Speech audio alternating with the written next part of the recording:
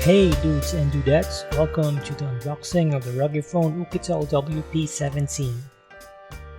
So I've been looking for a rugged phone that is a bang for the buck and is enough to handle all my daily phone activities like browsing social media, the internet, gaming, and if there are some cool features added, is more than appreciated. And I have set my eyes at the Oukitel WP17.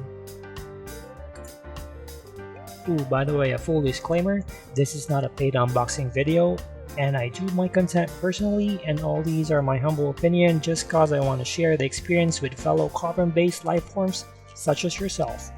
So help a dude out and click that subscribe button if you want to be on the loop if I manage to get my hands on some new cool gadgets, and like if you like, comment away what's on your mind and show some love.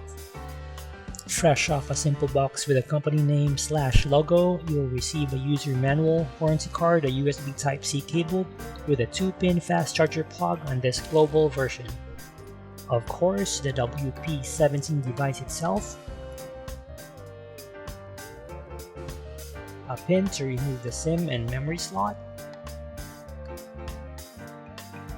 My first impression while holding the device, there is a kind of heft to it. On paper, it is a 485 gram device. Now this is fair enough given the 6.78 inches diagonal screen size with a 2460 by 1080 pixel resolution and housing an 8300 mAh battery, which is a must feature for this rugged phones. But sadly, there is no wireless charging feature on this device. If a bigger battery size is what you're looking for, then check out its predecessor, the WP15, that houses a whopping 15,600 mAh battery, or check out the Ulefone Armor series. For me, the minimal design of this rugged phone does not make it look like your usual rugged phone. Though it has a rubbery beveled corner and a metal frame, the plastic material on the back feels like it is made of high-grade plastic.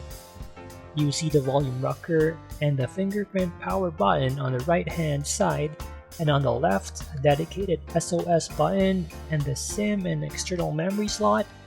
On the bottom a flap covers the charging port and still has the 3.5mm audio jack, which to me is still a good feature. On paper, powering this device is the 8-core MediaTek G95 processor, 8GB of RAM, and 128GB of internal memory with a dual SIM plus an expandable external memory slot.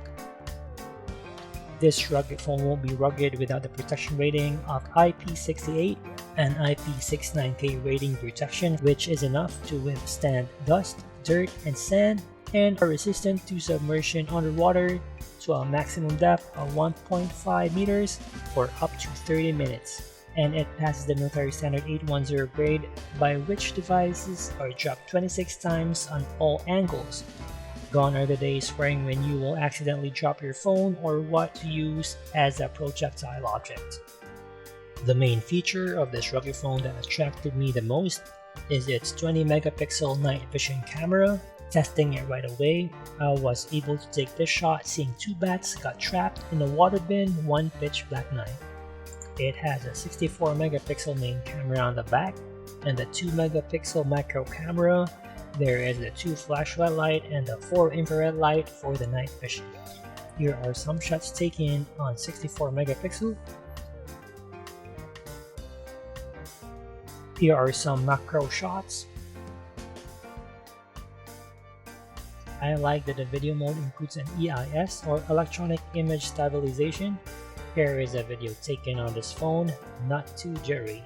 It will not produce the best quality shot on a low light setting. That reminds you that this is still a mid-range device, though the night mode feature really compensates and does give very cool shots, and this will come in handy in a lot of nighttime or no light scenarios.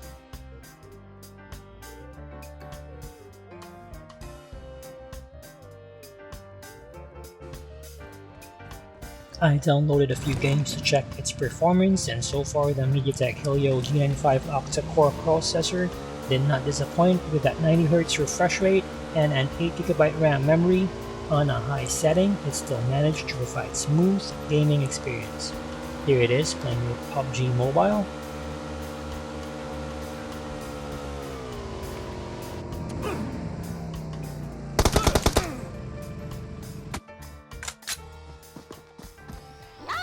some basketball all-star action.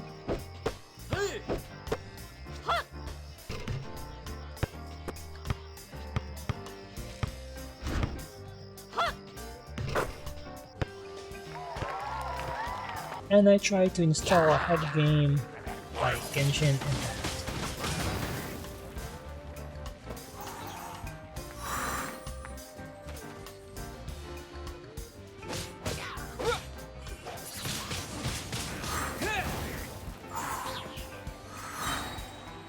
Things that I noticed while fiddling with this device, using the Plummet app tool is a bit off.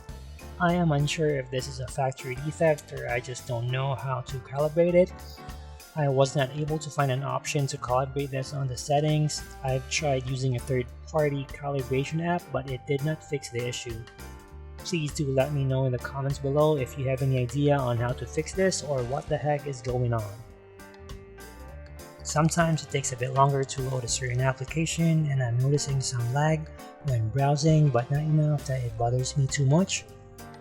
So a takeaway from the unboxing / first impression of the Oukitel WP17, I say this would be too big of a device for some users. This is not the phone you put on your pocket on your tight jeans.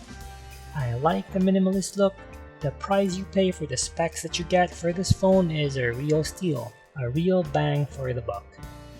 I want to give you an honest review, so I need more time in testing the phone, the actual performance, and do some underwater shots, but for now, these are my initial impression of the Oukitel WP17 rugged phone. Thank you for watching, and this is Carbon Based Dude saying haters hate and potatoes potate. Ooh, and don't worry, I went ahead and helped feed those bats. I was hoping to get bitten and acquire super bat abilities, but I did not take a chance, as I do not like sleeping upside down. Peace.